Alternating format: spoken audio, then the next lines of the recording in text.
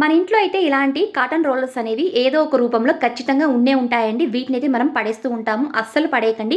వీటిని యూజ్ చేసి ఒక నో కాస్ట్ ఐడియా, అది కాకుండా ప్రతిరోజు యూజ్ అయ్యే ఐడియా అనమాట. తప్పకుండా ట్రై చేసేయండి.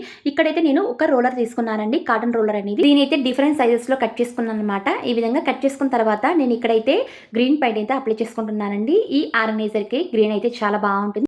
ఈ విధంగా నేను 2 సార్లు అయితే కలర్ అప్లై చేసి కొద్దిసేపు అయితే ఆరించుకున్నానండి. ఆరించుకున్న తర్వాత ఒక చిన్న అట్టముక్క తీసుకున్నానండి. తీసుకుని దీనికి కూడా గ్రీన్ పెయింట్ అయితే అప్లై చేసుకుంటున్నాను. అప్లై చేసి కొద్దిసేపు ఆరించుకున్న తర్వాత ఇక్కడైతే నేను గ్లూ స్టిక్ లేదా గమ్ ఈ విధంగా తీసుకొని దీనైతే మనం ఆ అట్టముక్క అయితే అంటించుకోవాలండి. హైట్గా ఉన్నవి ఫస్ట్ మనం ఉంచుకొని, మరియు హైట్ తక్కువగా ఉన్నవి లాస్ట్లో అయితే ఉంచుకోవాలన్నమాట.